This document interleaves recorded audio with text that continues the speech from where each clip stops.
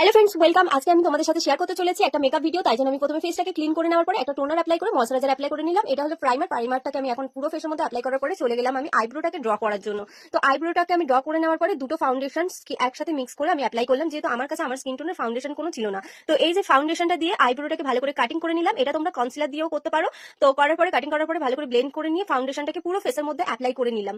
এবার চলে আসলাম আই মেকআপের জন্য। এখানে একটা অরেঞ্জ কালারের লাইট একটা কালার দিয়ে আমি ভালো করে আইয়ের ওপর পোর্শনটাকে অ্যাপ্লাই করে নিলাম। এর উপরে একটা গোল্ডেন কালার দিয়ে ভালো করে স্মাচ করে ইনার কর্নারেও গোল্ডেন কালারটাকে অ্যাপ্লাই করলাম। এবার আমি একটা কাজল অ্যাপ্লাই করে নিয়ে তার উপরে লাইনার দিয়ে দিলাম। এবার ব্ল্যাক শ্যাডোটা দিয়ে ভালো করে কাজলটাকে স্মাচ করে দিলাম। এবার চলে আসবো লিপটাকে ড্র করার জন্য। লিপটাকে ড্র করার জন্য একটা লিপ লাইনার দিয়ে ভালো করে ড্র করে নিলাম। এরপরে আমি আমার একটা পছন্দ মতন কালার দিয়ে লিপের মধ্যে লিপস্টিকের কালারটাকে অ্যাপ্লাই করলাম। এবার চলে আসি ব্লাশারটাকে দুটো গালের দু সাইডে ভালো করে ড্যাপিং করে অ্যাপ্লাই করার পরে চলে আসলাম হাইলাইটারও সেম ভাবে আমি নোজ এরিয়া প্লাস গালের দু সাইডে অ্যাপ্লাই করলাম। এরপরে আমি অ্যাপ্লাই করে নিচ্ছি মাস্কারা। তো মাস্কারাটা অ্যাপ্লাই কমপ্লিট হয়ে গেছে। এরপরে দেখে নাও আমার ফাইনাল লুক। ভালো লাগলে লাইক করো।